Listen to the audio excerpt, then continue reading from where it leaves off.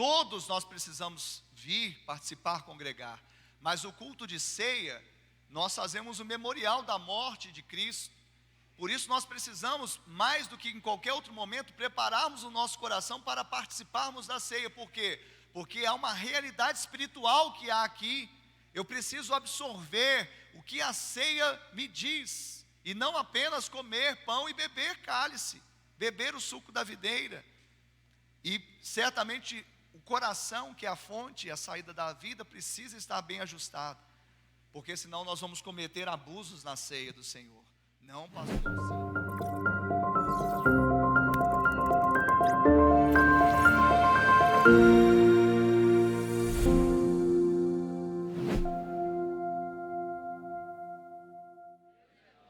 Eu queria que você abrisse a sua Bíblia comigo em 1 Coríntios capítulo 11, primeira carta de Paulo aos Coríntios, no capítulo 11, no versículo de número 17.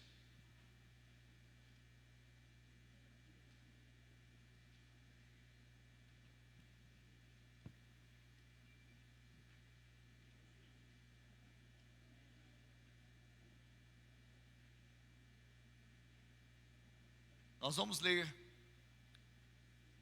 do verso de número 17 em diante. Eu queria que você se atentasse bastante.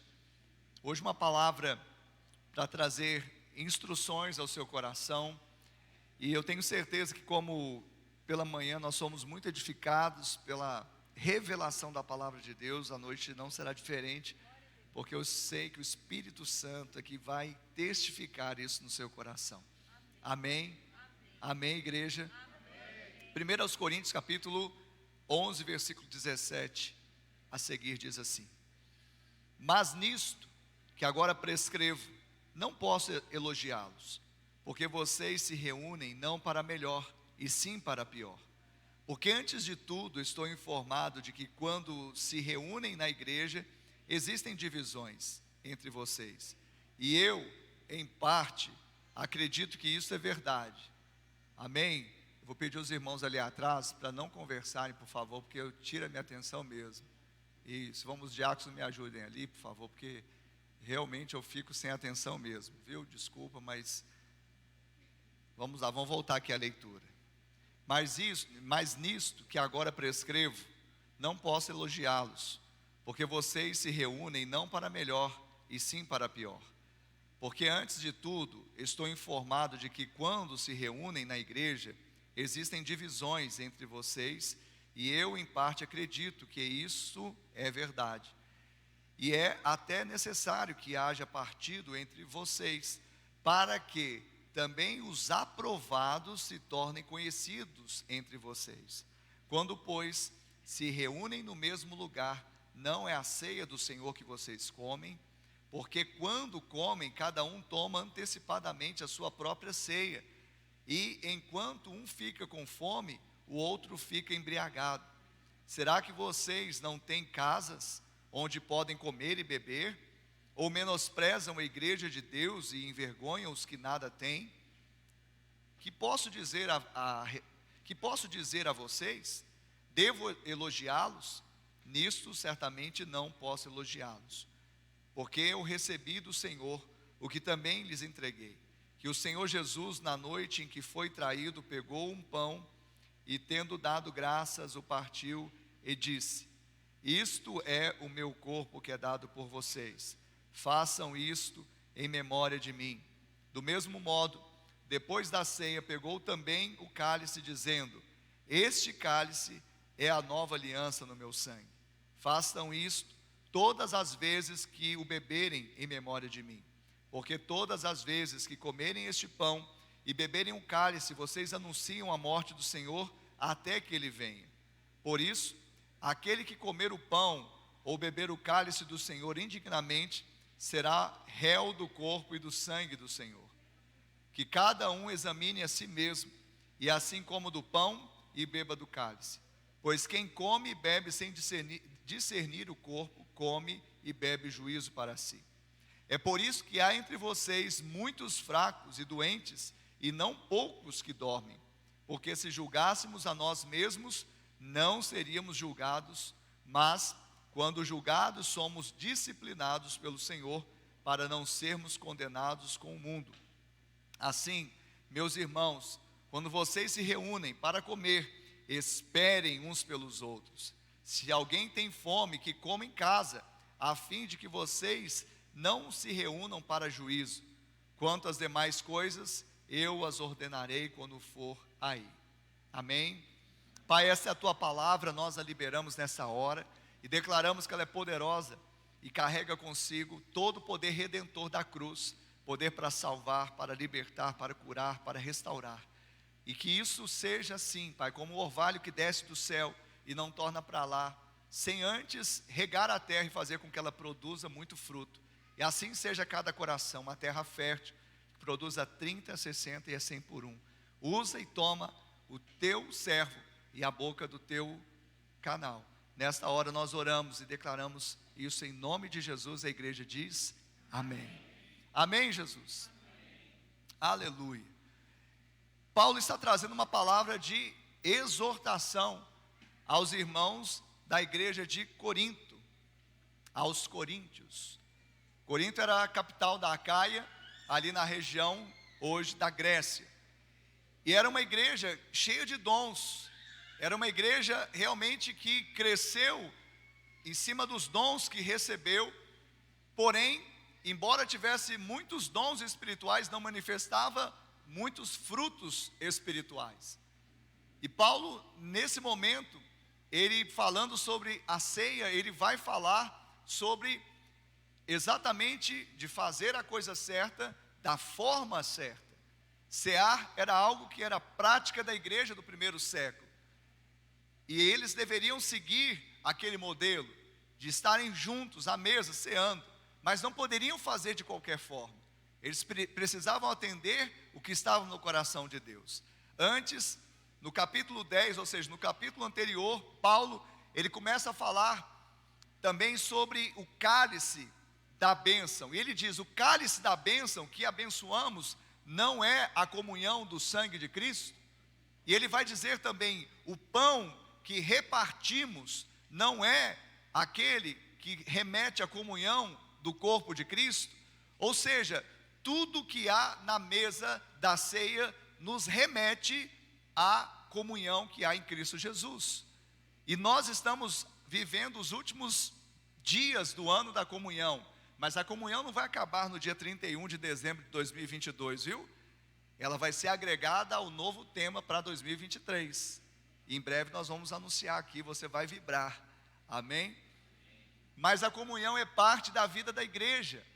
E a comunhão, ela precisa estar nas nossas entranhas. Paulo, quando ele fala isso para aquela igreja, ele está falando para uma igreja que ela nasceu assim, ela nasceu com essas bases. Quando nós olhamos para Atos, e Atos vai falar das características dessa igreja, nós vamos ver que isso era comum.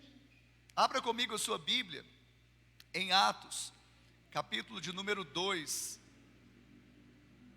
versículos de número 42 e 46. E a Bíblia diz assim, Atos 2, 42 e 46.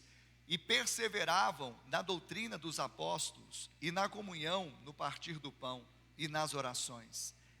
E perseveravam na doutrina dos apóstolos, e na comunhão, no partir do pão, e nas orações. E no verso 46, está escrito, diariamente, perseveravam unânimes no templo, partiam pão de casa em casa, e tomavam suas refeições com alegria e singeleza ou humildade de coração.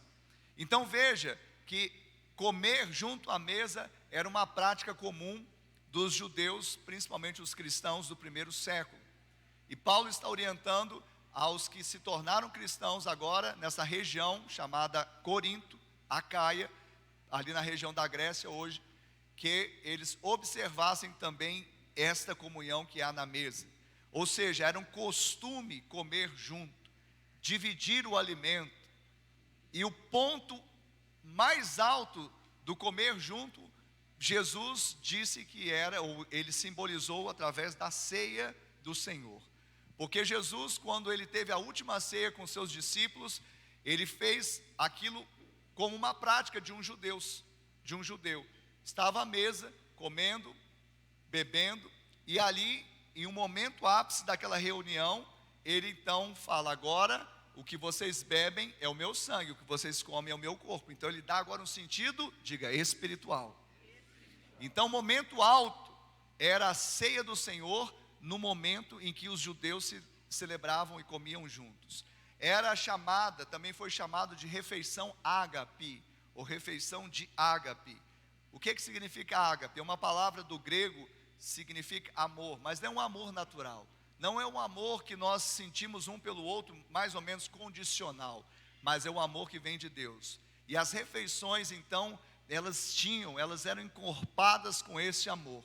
Um amor doador, um amor sacrificial, um amor incondicional. Na mesa, ninguém via o defeito do outro, ou não deveria ver. Na mesa, todos eram iguais. Na mesa, Mefibosete podia sentar-se e não ia ser visto como um manco, um coxo, mas ele sentaria ali como um filho digno de sentar à mesa. E é o que Jesus está te chamando: sente à mesa, porque na mesa nós todos somos iguais. Amém?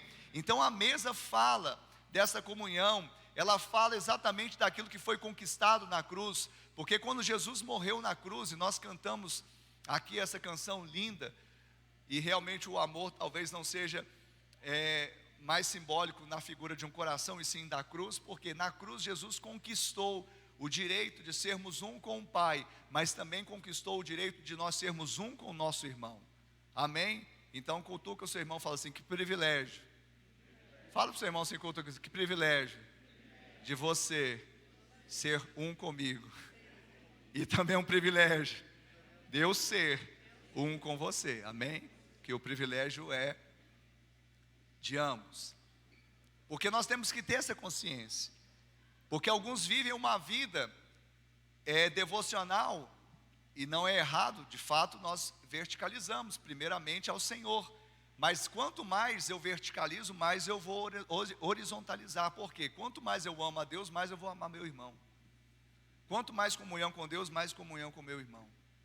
Então pessoas que falam que tem comunhão com Deus e não tem comunhão com os irmãos, ela está blefando. Ela não está sendo coerente. Por isso o Senhor nos chama, vem cear, sentarmos à mesa. Mas, voltando ao contexto dessa igreja, e nessa sessão Paulo está exortando. Por quê? Porque aquilo que era para ser bênção, não estava sendo. Aquilo que era para promover, não estava promovendo. Aquilo que era para ser um benefício, estava sendo um prejuízo. Paulo então, ele traz aqui uma exortação, porque de fato, infelizmente, aqueles irmãos não estavam reunindo para uma bênção, estavam fazendo o que era certo, mas da forma errada.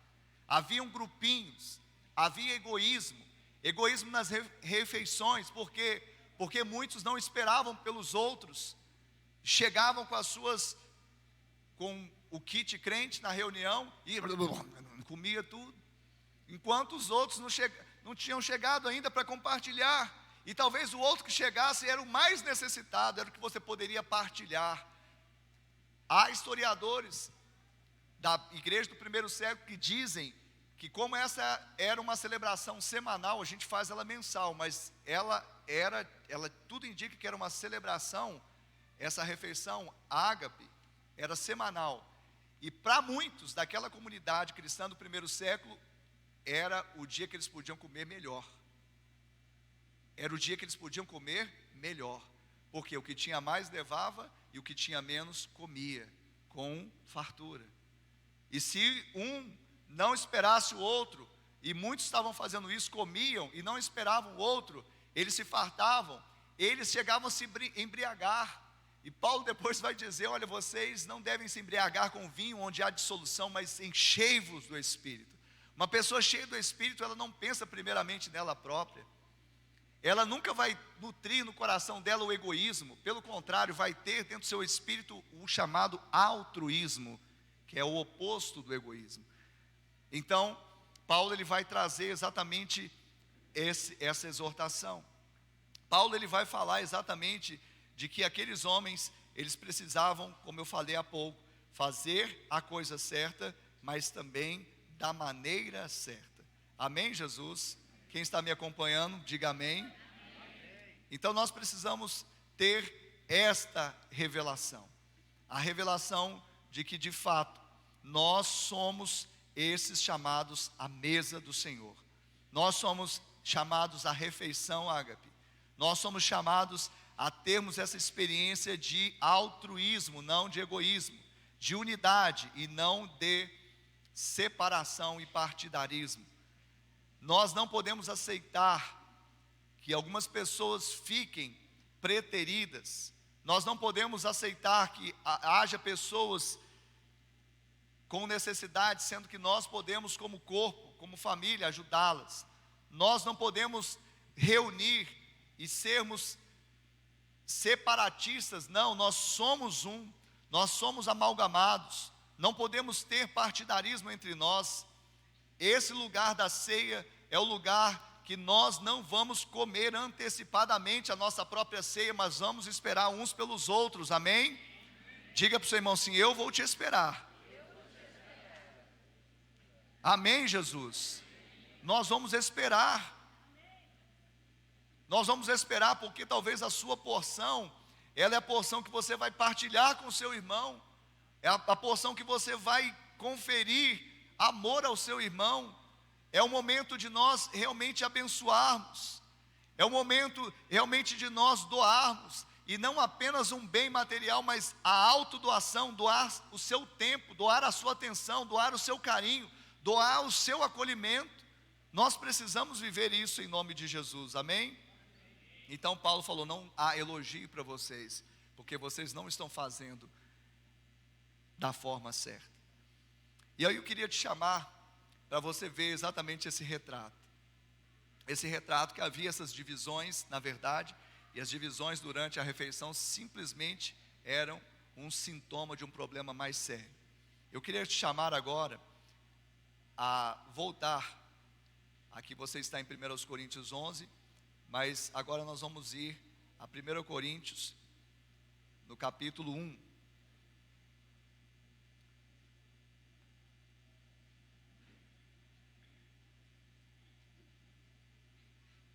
Primeiro aos Coríntios, capítulo 1, versículo 10. Amém, Jesus? Glória a Deus. Então, Paulo está escrevendo, ele escreveu e ele disse aqui, e também fazendo uma exortação à unidade, ele diz: irmãos, 1 Coríntios 1, 10, irmãos, pelo nome de nosso Senhor Jesus Cristo, peço-lhes que todos estejam de acordo naquilo que falam, e que não haja divisões entre vocês. Pelo contrário, que vocês sejam unidos no mesmo modo de pensar e no mesmo propósito. Pois, meus irmãos, fui informado a respeito de vocês por alguns membros da casa de Cloe, de que há brigas entre vocês. Refiro-me ao fato de cada um de vocês dizer: eu sou de Paulo, eu sou de Apolo, eu sou de Cefas, eu sou de Cristo. Será que Cristo está dividido? Será que Paulo foi crucificado por vocês? Ou será que vocês foram batizados em nome de Paulo? Dou graças a Deus por não ter batizado nenhum de vocês, exceto Crispo e Gaio, para que ninguém diga que vocês foram batizados em meu nome. Batizei também a casa de Estéfanas. Além destes, não me lembro se batizei algum outro. Afinal, Cristo não me enviou para batizar, mas para pregar o evangelho, não com sabedoria de palavra, para que não se anule a cruz de Cristo. Amém?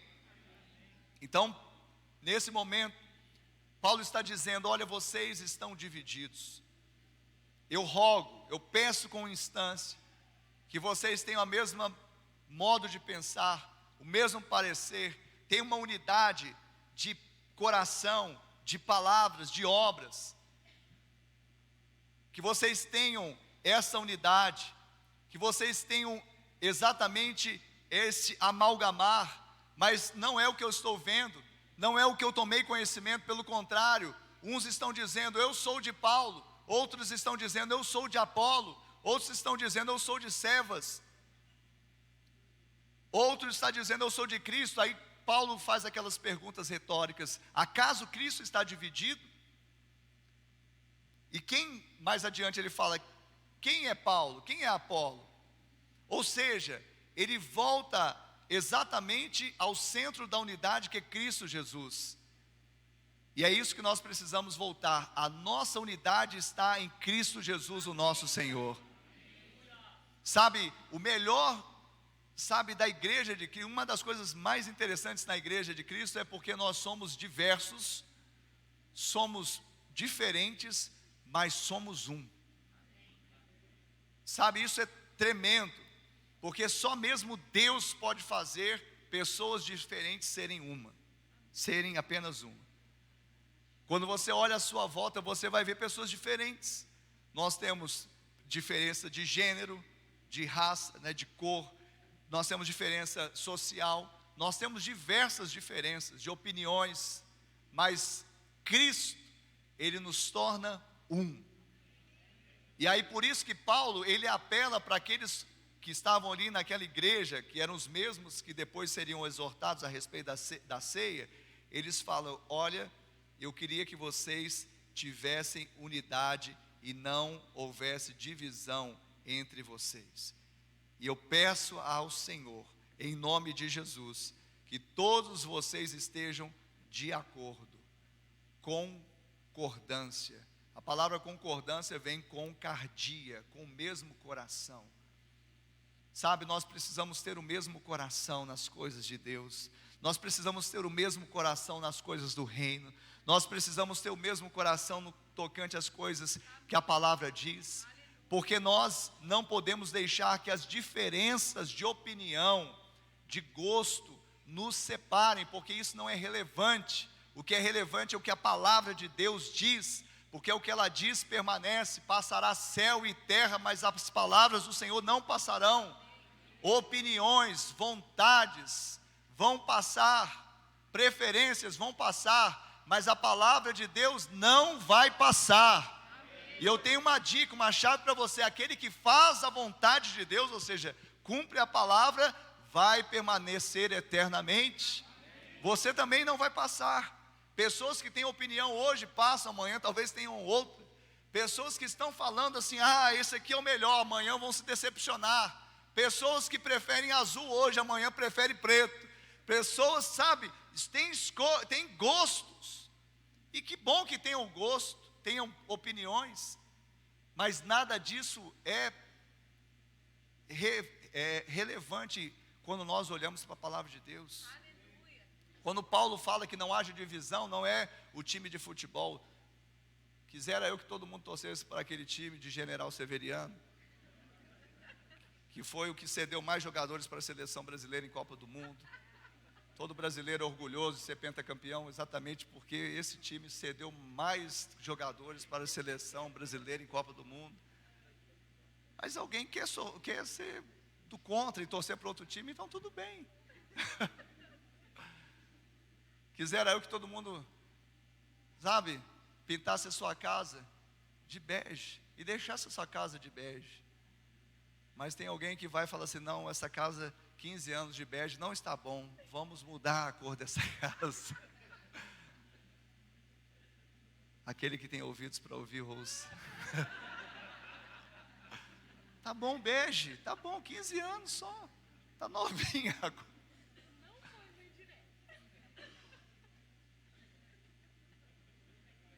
Amém, Jesus.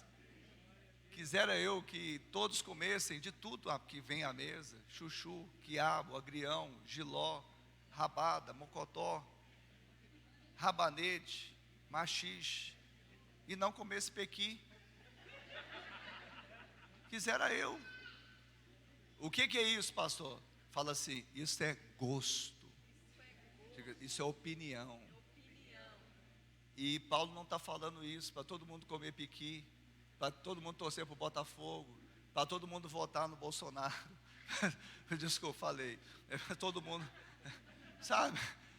Paulo não está falando isso para todo mundo votar em um ou votar em outro. Pelo contrário, Paulo então você é de Cefas, você é de Pedro, né? Você é de Apolo, você é de Paulo. Ah, que bom, parabéns. Mas então Cristo está dividido? Quem é Paulo? Quem é Apolo? Eu plantei, Apolo regou, mas Deus dá o crescimento. Paulo não está interessado nessas coisas secundárias. E opinião e gostos são coisas secundárias quando colocadas à frente da palavra de Deus. Quem está recebendo essa palavra nessa noite? Amém. Então quando a gente vai lá na frente, eu voltei aqui, quando a gente vai lá na frente e vê que estava tendo problema na ceia, é porque havia uma origem. As divisões com relação à refeição eram apenas um sintoma de problemas mais sérios que havia.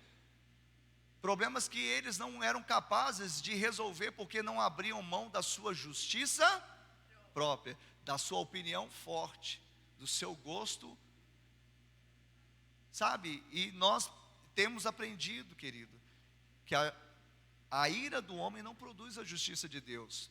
E se você quer avocar para si a justiça que procede do seu gosto, a justiça própria, você não vai ver a justiça que procede da fé. E se eu fosse você, eu desejaria a justiça que procede da fé, porque ela é ilimitada.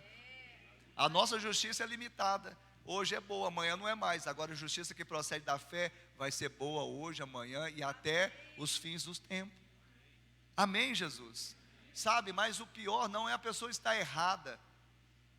Claro que não deveria estar errada. Os coríntios não deveriam estar errados, porque foram instruídos por Paulo, porque foram amados por Paulo. E era uma igreja que tinha muitos dons espirituais.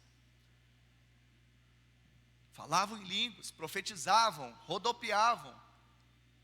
Dom espiritual, mas o fruto do Espírito, o domínio próprio, a mansidão, o amor, estava em falta na prateleira daquela igreja. E aí, quando nós olhamos para esse retrato, Paulo está exortando não para acabar com aqueles seus filhos espirituais amados, mas para que eles pudessem ter entendimento, caísse a ficha. Porque o pior de quem erra não é o erro em si, mas é se manter no erro. Ou pior, é achar que está certo. Como eu costumo dizer, é achar que é bonito, ser feio. Então a palavra de hoje é para que ninguém saia daqui achando que é bonito ser feio.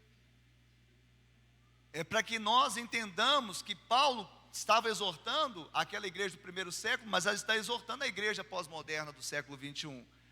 A unidade, porque é exatamente na unidade que Deus promove a bênção dele e a vida para sempre. Quantos desejam a bênção do Senhor? Quantos aqui desejam a vida de Deus para sempre? Então precisamos ser um. Mas não é ser um saco de batatas. Um saco de batatas ainda não é um. O Bruno veio de manhã, né? O Bruno trabalha no Ceasa, na Ceasa. Um saco de batatas são várias batatas juntas. O fato de nós estarmos aqui, há um indicativo que somos um, mas não é simplesmente estarmos no mesmo ambiente físico que somos um. Quem está entendendo? O que vai nos fazer ser um é quando as batatas são postas na pressão do fogo.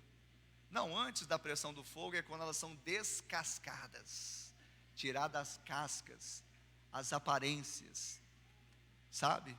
Tira as cascas da batata.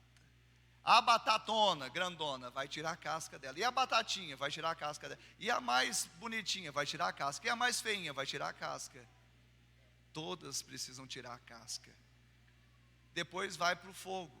E é no fogo, na pressão, como o Weston falou, vai para o fogo, toda segunda-feira quer sair da igreja. Inclusive o pastor também, às vezes quer sair da igreja. É porque o crente, a ovelha fala assim, pastor, eu quero sair da igreja.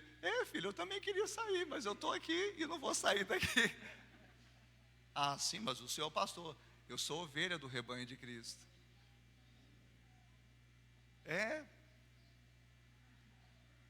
Mas voltando à batata. Quantas batatas nós temos aqui? Fogo, pressão. O que faz? A batata fica? Era de dura serviço, não era? Era difícil de tolerar, de engolir. Mas agora está mole, macia. Apertou. Tchum. Aí começa a amassar a batata. Aí pega a grandona, põe lá, sem casca e amassa. Pega a pequenininha, põe lá, amassa. Pega a bonita, sem nenhuma ferida, quase nenhuma, imperceptível, né? Que é aquele mais religioso, né? Parece que não tem nenhuma ferida lá, mas tem. Talvez não por fora, mas por dentro. Amassa, amassa. Aí o que vai virar? Um saco de batatas? Não, vai virar o quê? Um purê de batatas. Tira a batatinha agora de lá de dentro. Tira a batatona. Tira sem ferida. Tira com ferida. Não tem jeito de tirar, porque se tornaram. Quem quer se tornar um purê de batatas aí? Amém, Jesus. Glória a Deus, você recebeu um ensinamento nessa noite. E Paulo está falando isso. A menos que vocês entendam que ninguém é de Pedro, ou de Paulo, ou de Apolo, mas todos nós somos de Cristo, e Cristo nos faz um, não nas opiniões, no gosto, mas sim nas coisas, verdades espirituais que o Senhor já nos deu. Ah, pastor, mas eu preciso entender toda a Bíblia de Gênesis, Apocalipse. Você precisa ter o Espírito de Deus em você, e precisa ter a fé. À medida em que você desata o Espírito, pela fé você vai tendo revelação da palavra de Deus. À medida em que você vai lendo, evidentemente. Mas voltando, então, Paulo exorta por quê? Porque alguns achavam que eram maduros. Alguns se achavam, sabe, maduros. Alguns se achavam que estavam bem, que não tinha nenhum problema. Sabe, eu tenho aprendido que o maior inimigo do excelente não é o ruim, é o bom. Tá bom. Esse muro tá bom, bege, 15 anos esse muro, tá bom. A pior fase da minha vida foi quando eu achei que estava tudo bom. Não preciso de mais nada, tá bom. Posso ser arrebatado porque está bom. Querido, a nossa vida nesta terra, a sua vida, a minha, como cristãos, é uma curva ascendente. É uma luz da aurora que vai brilhando até ser dia perfeito. Ou o crente cresce, ou ele decresce. Não tem meio termo. Não tem congelar. Não tem parar o filme. Não tem manter status quo. A nossa caminhada é crescente. É aquela de Paulo, esquecendo-me das coisas que para trás ficam, avanço para aquelas que diante de mim estão, para o alvo, o prêmio da soberana vocação de Deus em Cristo Jesus. Amém, Jesus? Então, eles se achavam maduros, mas eram, na verdade, imaturos. Olha só que interessante, aqui você está em 1 Coríntios, capítulo 1, vai no 3 agora. 1 Coríntios,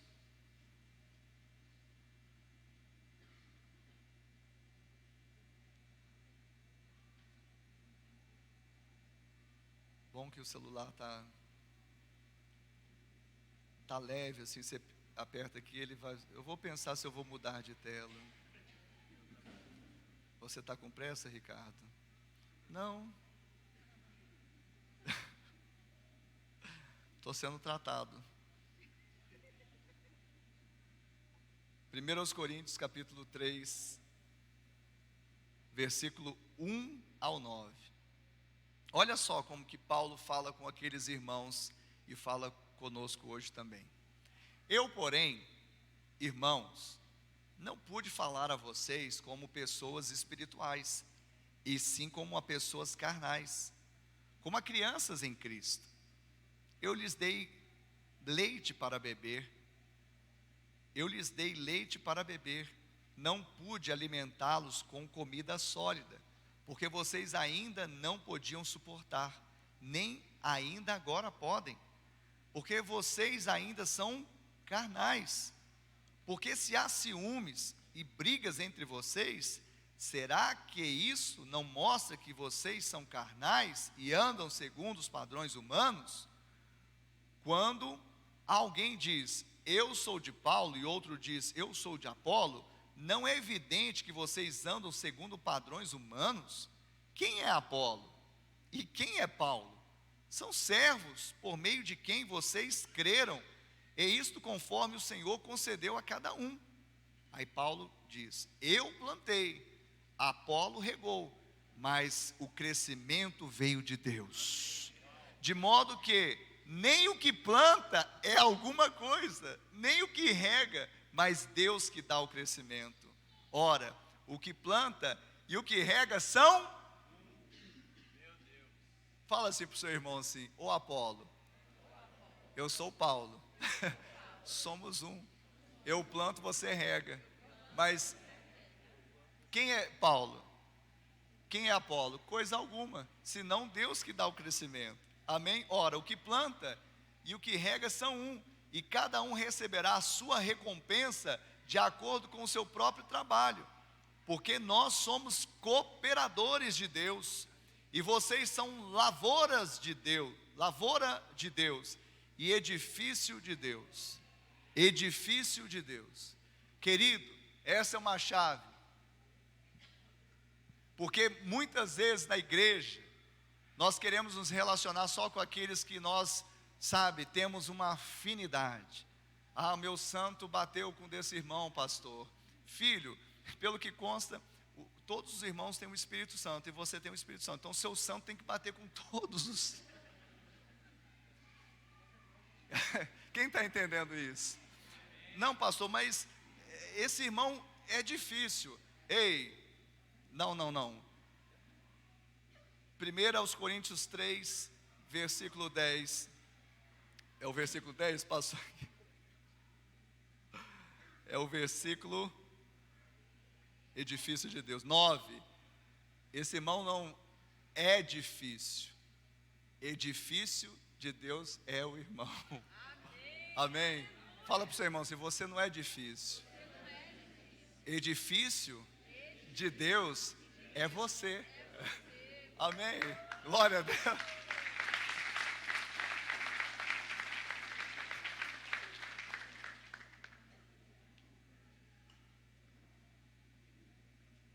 Quem está orando pedindo paciência aí? Quem está por... Você não levantou a mão, mas você está orando por isso, eu sei. Todo crente ora por isso, né? O fruto já está dentro de você. Só liberta o que está contido, que é a paciência. Aí Deus vai colocar um irmão assim que às vezes você vai ter que exercer a longanimidade, a paciência. Olha que bênção. Amém? Mas você também é um edifício para o irmão. Por quê? Porque tem alguma coisa na sua vida que vai tratar a vida do outro irmão, ou você acha que é a última bala do pacote? Tem algo na sua vida que no relacionamento não é muito compatível às vezes com o outro irmão, e você vai ser um instrumento de tratamento na vida dele. E o que isso vai produzir? Preste atenção que isso é chave na mensagem. Maturidade. Maturidade. Crente que foge de relacionamento é crente que quer ficar como criança, quer ser imaturo.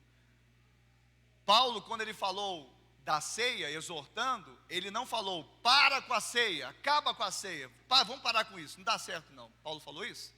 Não, ele não falou, a ceia vai continuar, o que precisa mudar é vocês. Quem está entendendo? Então, a ceia nos nivela também, porque há uma reflexão, que se eu estou fazendo um ritual, se a ceia é pro forma, se é só um protocolo, se é só para cumprir tabela, ou se de fato a ceia está expressando o que eu sou com o meu irmão, com os meus irmãos, com a igreja. Porque senão eu vou tomar um suco, vou comer um pão, em nome de Jesus ninguém vai se embriagar, mas é o que fazia, eles iam cear e não se reuniam para melhor, e sim para pior, porque se embriagavam, comiam demais, se esqueciam do outro, não ajudavam ninguém. E nós precisamos entender que a nossa comunhão, ela precisa gerar em nós maturidade, porque uma criança, principalmente recém-nascida, ela não tem ainda compreensão do altruísmo. Amém?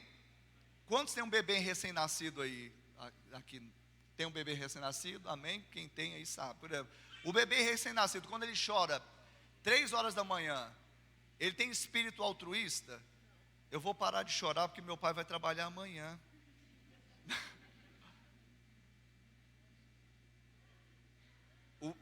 Eu vou parar de pedir mamar porque minha mãe não está aguentando de dar de mamar, ela precisa até se alimentar, está tão fraquinha, dá vitamina D para ela. Sei que vitamina que vocês tomam, zinco, como que é que era? A Ana fez assim, ó, eu não sou do ramo mesmo, mas eu fui pai de 2, amém?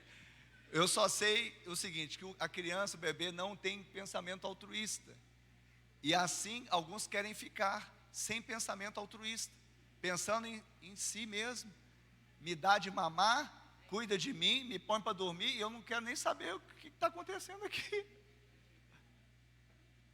Imaturidade. Crente não pode ser assim, porque senão Paulo levanta e passa o bastão para o Ricardo, no século 21, e fala para a igreja, de modo preventivo que eu estou fazendo, viu? Mas se o torpedo foi teleguiado, então recebe em nome de Jesus, porque nós precisamos sair daqui crescendo, nós precisamos sair daqui maduros, porque é isso que o Senhor quer de nós, que nós tenhamos essa compreensão. Por quê? Porque Paulo, ele jamais pediu para acabar a ceia, ele pediu sim para que houvesse uma restauração por meio da ceia. Nós precisamos realmente prepararmos o nosso coração para a ceia. O culto de ceia não é mais importante de forma a congregar do que os outros. Todos nós precisamos congregar, todos nós precisamos vir, participar, congregar. Mas o culto de ceia, nós fazemos o memorial da morte de Cristo. Por isso nós precisamos, mais do que em qualquer outro momento, prepararmos o nosso coração para participarmos da ceia. Por quê? Porque há uma realidade espiritual que há aqui. Eu preciso absorver o que a ceia me diz, e não apenas comer pão e beber cálice, beber o suco da videira. E certamente o coração, que é a fonte e a saída da vida, precisa estar bem ajustado, porque senão nós vamos cometer abusos na ceia do Senhor. Não, pastor, sim, porque nós temos na ceia a oportunidade de crescimento espiritual e de bênção, se nós participarmos com atitudes corretas. Sabe, a partir de hoje, na ceia você venha com seu coração preparado, pensando assim: o que eu posso fazer para servir o meu irmão? O que eu posso fazer para lavar os pés do meu irmão? O que eu posso preparar para abençoar meu irmão? Qual que é o alimento que eu vou trazer? Não para eu me esbanjar e ficar comendo e acabar tudo, não. O que eu posso separar para abençoar a casa do meu irmão? O que eu posso fazer para ajudar a igreja de Cristo? O que eu posso servir no ministério? Isso é ser igreja, isso é expressar o sentido da ceia. Se somos um. Paulo também ele vai dizer sobre a unidade orgânica da igreja, também aos Coríntios, ele vai falar exatamente isso. Ele vai falar que o pé, mesmo ele não sendo mão, ele não pode dizer, porque eu não sou mão, não faço parte do corpo. Ele não apenas faz parte do corpo, como ele é importante para o corpo. Porque Paulo vai dizer, se um membro sofre, todos sofrem. Mas se um membro se alegra, todos se regozijam. Isso é ser um. É sentir a dor do outro, mas sentir a alegria do outro também. Então a ceia, para ter sentido, não pro forma, não ritual, não ficar bebendo e achando que isso não tem misticismo aqui não, porque tem gente que fala assim, tem uns que só vem no dia da ceia. O dia da ceia. Eu tenho um parente distante, assim, distante de, né? E ele ia nos cultos na ceia, agora só na virada do ano. Aí põe a roupa branca na virada do ano e vai lá na virada do ano. Aí parece que tem alguma misticismo que vai acontecer e ele vai ser crente agora. Ele vai, não, querido. Não existe misticismo. O pão é pão mesmo, o suco da vide é suco da vide mesmo. O que muda não é fora, o que muda é dentro. Nós precisamos mudar o nosso coração. O nosso coração precisa estar alinhado ao coração de Deus. Amém, Jesus? Quem está recebendo até aqui? Amém. Agora eu vou dobrar essa minha introdução da mensagem. Vou colocar aqui. Agora eu vou começar a pregar. Alguém riu assim, né? Pensando que era brincadeira, né? Agora é verdade.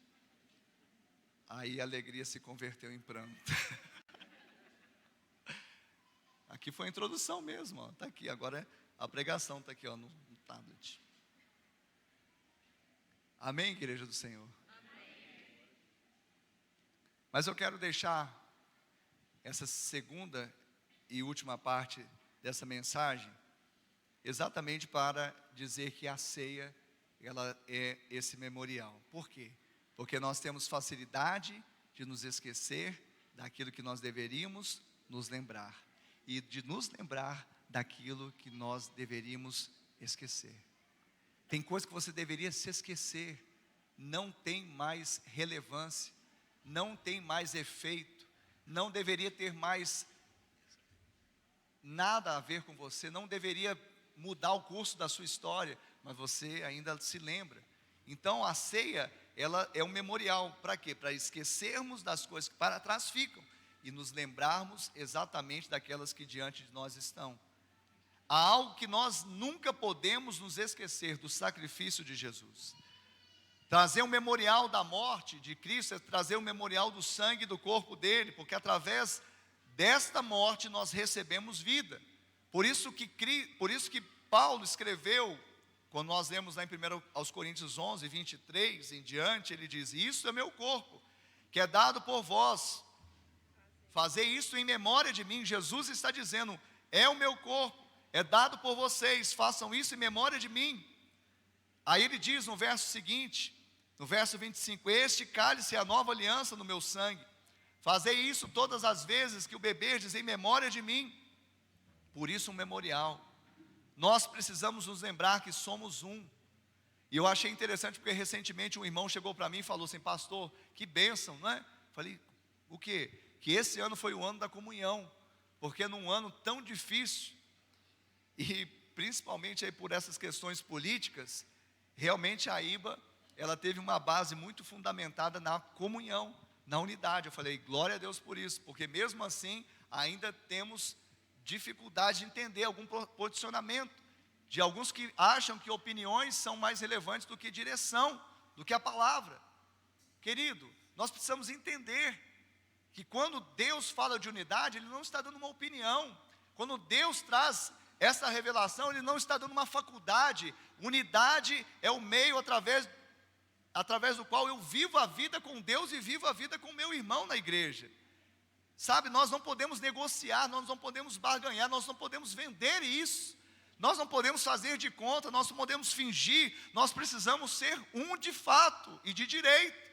Nós precisamos entender que foi pago um alto preço, como diz a canção do Asaf Borba, para que eu fosse um com você, meu irmão. Foi pago um alto preço. Nós não podemos, sabe, diminuir o valor do sangue de Jesus que nos uniu. Sabe, política não pode nos tirar dessa unidade. Quantas coisas nós vimos nesse tempo de desunião, e como eu falei, isso tem a ver, política partidária, isso tem a ver com opinião. Tem alguma importância? Para mim, alguma importância, mas o mais relevante não é isso. O mais relevante é o que nos une, é a palavra de Deus, palavra revelada. E amanhã ou depois, vai passar os anos, vai passar o tempo, o que vai contar não é quem está em Brasília ou não, é aquele que vai estar com o nome escrito no livro da vida. E aí eu estou gastando tempo, recurso, dispêndio, energia, discutindo opinião.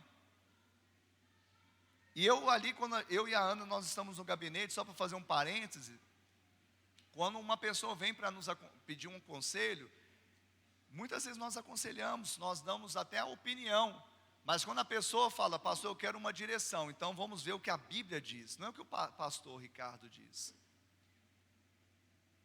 Porque uma opinião é a pessoa perguntar assim: pastor, eu quero comprar um carro, eu vi que o senhor tem um carro da Nissan, ele é econômico? É uma opinião. Você indica? Não estou fazendo merchandising, não. Mas você está entendendo o que é opinião? As pessoas nos perguntam isso. Aí um conselho: pastor, eu vou casar com o Zezinho. Ih, o Zezinho? Mas o Zezinho é crente, pastor. Uai, então não é julgo desigual. Aí a Mariazinha tem 17 para 18 e o Zezinho tem 18. E o Zezinho está fazendo faculdade. Espera mais um pouquinho. Ah, mas eu amo o Zezinho. Você quer um conselho? Conselho, não casa agora não, espera um pouquinho. Ah, obrigado, pastor. Zezinho, vamos nos casar. Aí o pastor ficou triste. Olha, eu dei o conselho. Eu tenho quase 50 anos de idade, estou 24 casados. Tenho uma experiência no assunto. Tenho ou não tenho? Dei um conselho. A Mariazinha está morrendo de amores pelo Zezinho, com 17, 18 anos, quer casar. Então vai que eu estou te vendo, filha. Não é? Agora, pastor, eu quero me casar com uma pessoa que não é de Deus. Ela não nasceu de novo. Ela não é de Jesus. Então vamos abrir aqui a palavra de Deus e ver o que Deus fala a respeito de julgo desigual. Pastor, a Bíblia fala julgo desigual. Ah, você está me dando conselho? Não, eu estou te dando uma direção. Mas é você que manda na minha vida? Não, nem Deus manda no sentido de você ter o livre-arbítrio. Ele está te direcionando para que você entenda o princípio da palavra, porque você vela pelo princípio e o princípio te sustenta. Você quebra o princípio e o princípio te quebra. Então existe opinião, existe conselho que é baseado em experiência de vida e existe direção.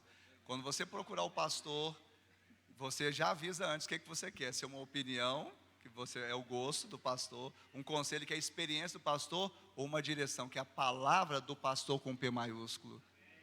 Não sou eu que falo que é bom, que é ruim, se é certo ou errado. É a palavra que diz. Quem está entendendo isso nessa noite? Quem está recebendo? Amém. Aleluia. Você ainda me ama, querido?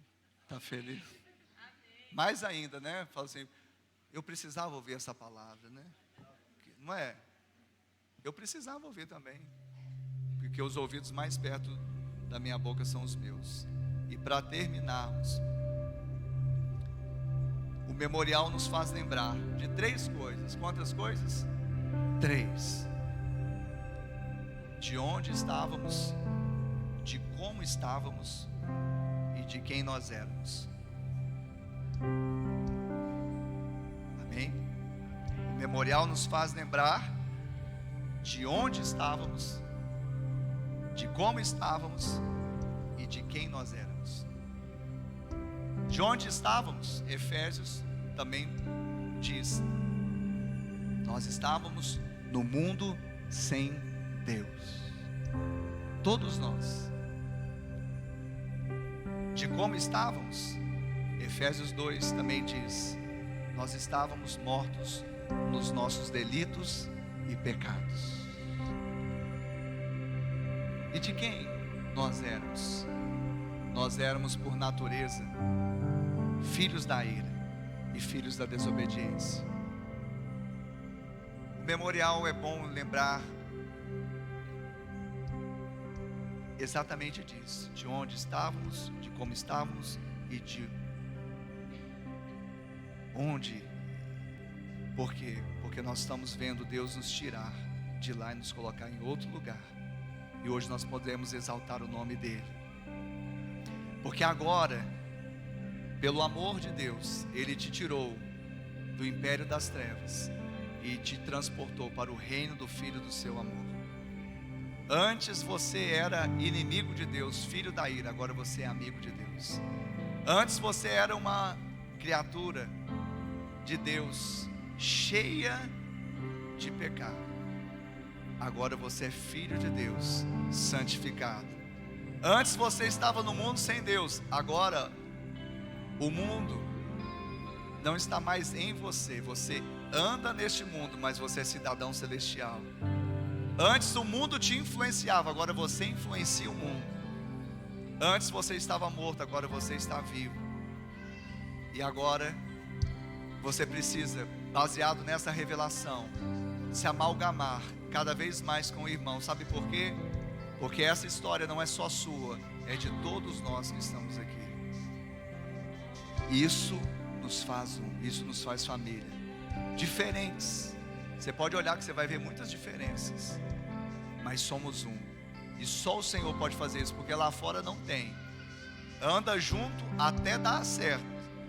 Não dá nada enquanto não dá nada, mas quando começa a florar e aflora a carne lá fora, rompe. Mas nós não, somos amalgamados.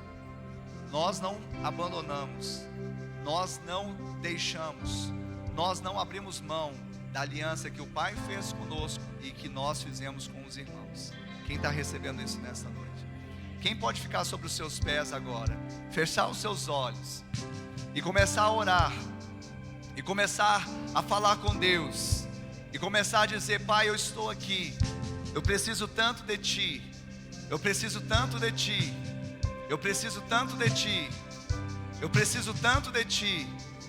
Pai, em nome de Jesus, eu preciso tanto de Ti, porque eu sei, Pai, que esse memorial, ele traz à tona coisas do meu passado, mas não para me subjugar, não para me tragar, mas para saber da onde o Senhor me tirou, de onde eu estava, de como eu estava, de quem eu era, mas também, principalmente, para mostrar que Cristo entrou na minha vida, e agora não sou eu mais quem vivo, mas Cristo vive em mim, para eu saber que aquele que não conheceu o pecado, Ele o fez pecado por mim, para que eu fosse feito justiça de Deus, para que eu soubesse que agora eu estou em Cristo, e aqueles que estão em Cristo são novas criaturas, as coisas velhas se passaram, eis que tudo se fez novo, para eu saber que Deus, por Cristo, me reconciliou consigo mesmo, e agora eu sou um com Deus, com o Filho, com o Espírito, mas sou um com meu irmão, e não vou abrir mão desta aliança. Não vou. Vai orando aí, igreja. Vai falando com Deus. Deus está falando ao seu coração, então vai falando. Vai sendo ministrado nessa noite. Vai falando: Pai, eu preciso me amalgamar. Eu preciso ser amassado, ser agora, Pai, amalgamado com meu irmão, com os meus irmãos, com a igreja. Eu preciso ser um. Aleluia. Oh, aleluia. A guerra começou, a morte enfrentou, todo o poder das trevas vencido foi. A terra estremeceu, sepulcro se abriu, nada vencerá seu grande amor. Oh morte, onde estás? O Rei ressuscitou, Ele venceu pra sempre, pra sempre exaltado é, pra sempre adorado é, pra sempre Ele vive, ressuscitou,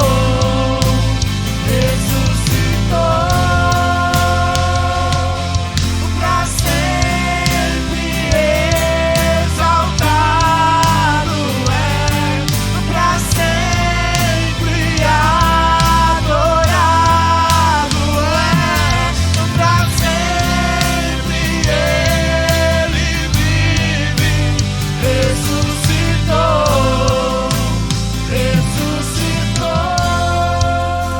Nesta hora, os diáconos vão distribuir os elementos da ceia. Pastor, mas como eu sei que posso participar da ceia? Quando você já consegue discernir o corpo e o sangue. Mas como ou quando eu sei discernir? Quando você nasce de novo. Quando você nasce de novo.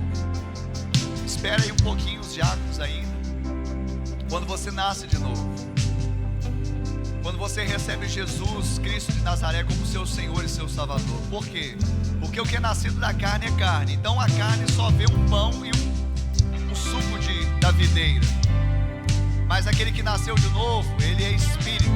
E ele consegue discernir que há um sentido, um símbolo por trás do pão e do sangue ou do vinho. Então você precisa abrir o seu coração para Jesus. E você que já abriu o coração para Jesus, você precisa proclamar publicamente que você é dele. Como? Através do batismo nas águas. Domingo que vem tem batismo. Mas eu quero fazer essa oração, porque quem sabe no nosso meio há alguém que ainda não fez essa oração. E você vai ser chamado por Jesus. Ele já está batendo na porta do seu coração e ele quer entrar. Como nós cantamos hoje, deixa ele entrar no seu coração. Eu queria que você, com a mão no seu coração, com os seus olhos fechados, orasse após mim dizendo: Senhor, todos que estão aqui nesse auditório e também recebendo pelas redes sociais, todos digam: Senhor, nesta noite eu ouvi a tua palavra e ela gerou fé em meu coração. Por isso agora eu confesso com a minha boca que Jesus Cristo é o meu Senhor, é o meu Salvador. E eu creio com meu coração que Deus ressuscitou Jesus dentre os mortos. Salva-me, Senhor, e escreve o meu nome no livro da vida. E eu, papai, que um dia andei em teus caminhos, mas me afastei, me desviei, saí da comunhão do corpo, mas hoje, arrependido eu volto, na certeza que sou aceito, sou recebido em seus braços de amor. Coloca anel no meu dedo, sandálias nos meus pés e me dê vestes novas, porque o filho volta para a casa do Pai, para a presença do Pai, para a família de Deus. Ainda com os olhos fechados, eu quero perguntar aqui nesta noite: você que acabou de fazer esta oração que nós fizemos juntos e se identificou com ela, você se identificou com essa oração e está dizendo: sou eu. Eu queria que você levantasse a sua mão agora, que eu quero orar por você. Levante a sua mão se você fez essa oração e se identificou com ela. Amém. Eu vejo mãos levantadas aqui nessa noite.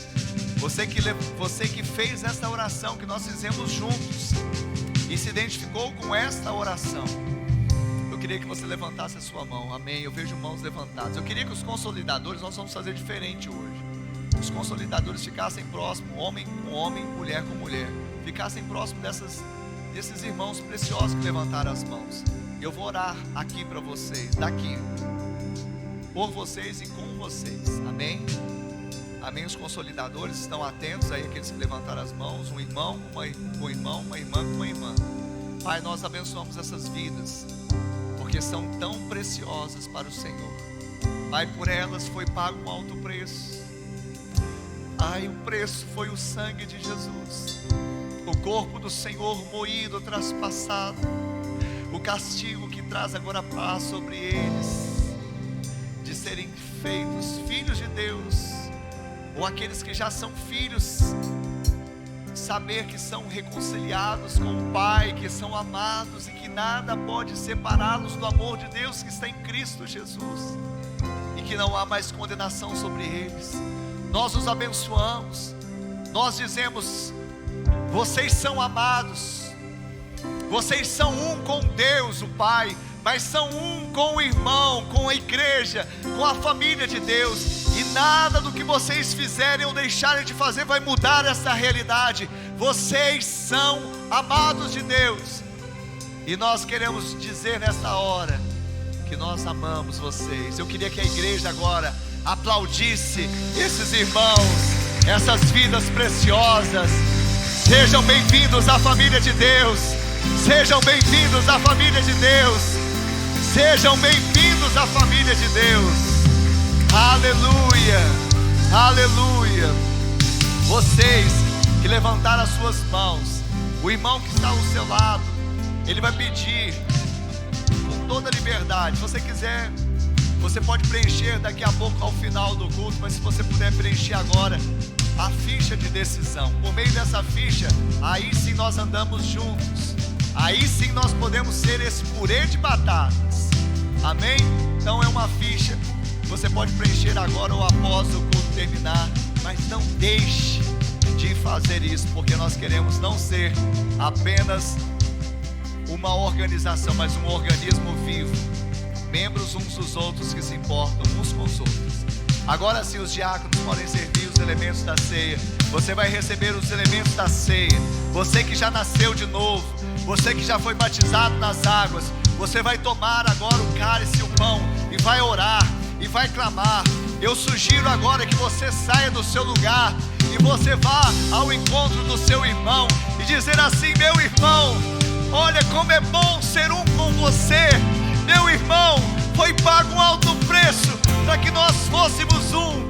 Eu não vou negligenciar esta unção que está sobre nós. Eu não vou abrir mão da minha unidade, da minha aliança com você. Você pode sair do seu lugar e fazer isso. Fala assim: meu irmão, você está precisando de alguma coisa? Eu posso te servir, eu posso te abençoar. Eu quero te abençoar, eu quero doar algo, não apenas material, mas me doar, te servir, lavar os seus pés. Eu quero ser um esteio na sua vida. Eu quero ser uma bênção na sua vida, porque somos um. Eu te amo. Faz isso agora, igreja. Faz isso agora. Oh, aleluia. Ele vive, ressuscitou, ressuscitou, pra sempre exaltado é, pra sempre adorado é, pra sempre ele vive, ressuscitou, ressuscitou.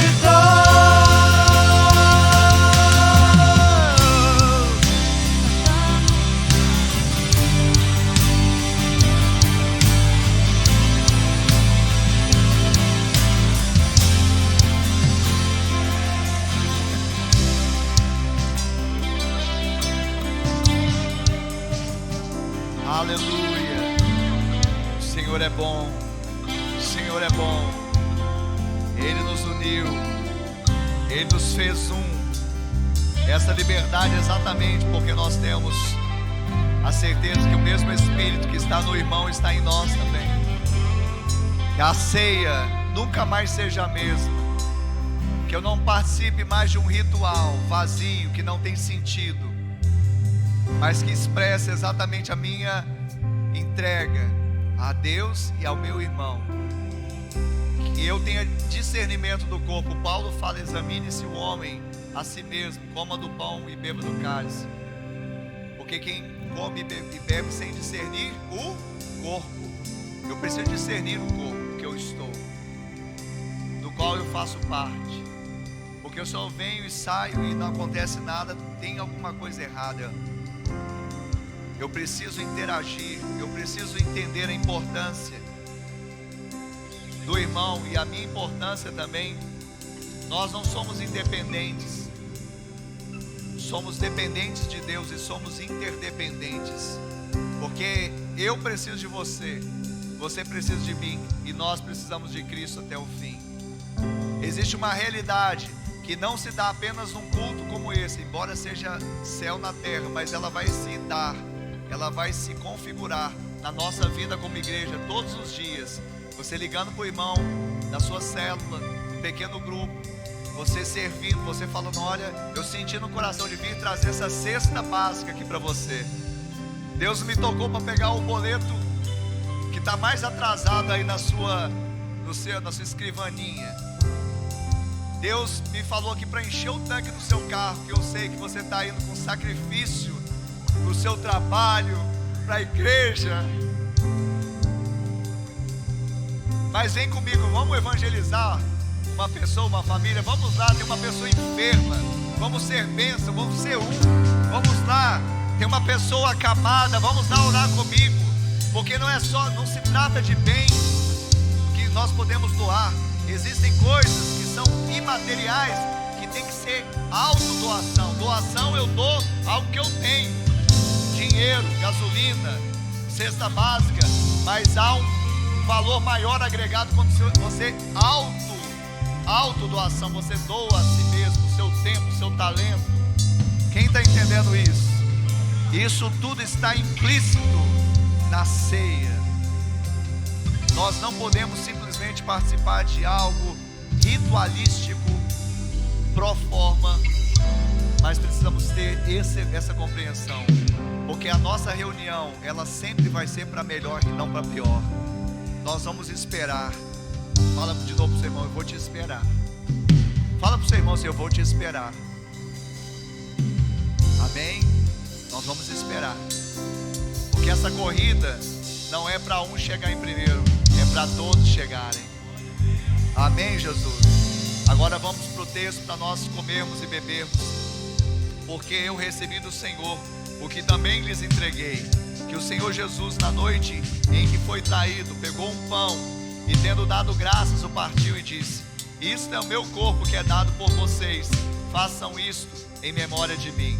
Então você está com o pão, você vai comer o pão dando graças a Deus, porque este é o símbolo do corpo de Cristo que foi dado por mim e por você. Do mesmo modo, depois da ceia, pegou também o cálice, dizendo: este cálice é a nova aliança no meu sangue. Façam isso todas as vezes que o beberem em memória de mim. Então agora você vai beber o cálice que é a nova aliança no sangue de Jesus. Amém? Você vai glorificar. Por quê? Porque não é marcha fúnebre, você sabe. É uma marcha triunfante, é um memorial. Porque todas as vezes que comerem este pão e beberem o cálice, vocês anunciam a morte do Senhor até que Ele venha. Até que Ele venha. Celebre ao Senhor nesta noite, igreja. Aleluia! A terra estremeceu, sepulcro se abriu, nada vencerá seu grande amor. Ó morte, onde estás? O Rei ressuscitou, Ele venceu pra sempre,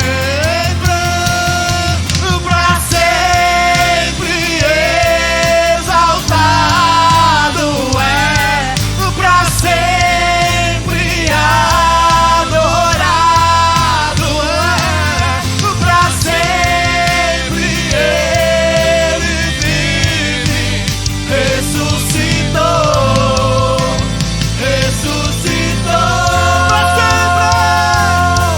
pra sempre exaltado é, pra sempre adorado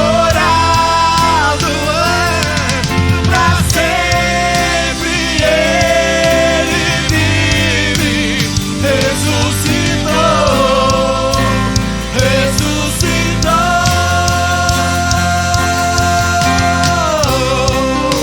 cantamos aleluia, cantamos aleluia, cantamos aleluia, o Cordeiro venceu. Cantamos aleluia, cantamos aleluia, cantamos aleluia, o Cordeiro venceu. Cantamos aleluia. Só a igreja, vai. Cantamos. Só a igreja.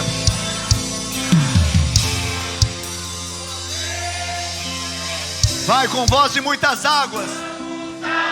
Oh! Celebre, igreja vencedora de Cristo Jesus. porque o nosso Jesus virá e não tardará. Ele vive. Oh! Aleluia! E é essa melodia que os céus querem ouvir, que o coração de Deus quer ouvir. Aleluia! Louvado seja o nome do Senhor. Você vai dizer exatamente isso. Eu canto aleluia, eu louvo ao Senhor. Você vai dizer para o seu irmão, sabe, você, diga para o seu irmão, você é um aleluia no coração do Pai. Amém? Eu vou liberar com a bênção apostólica e você vai desfrutar desse pós-culto. Se você quiser permanecer, permaneça. Se quiser pular, pule. Se você quiser continuar na celebração, continue. Que o amor de Deus Pai, a graça de Deus Filho e a doce comunhão e consolação do Espírito Santo de Deus seja com todo o povo de Deus. Cantamos aleluia, cantamos aleluia, cantamos aleluia, o Cordeiro venceu.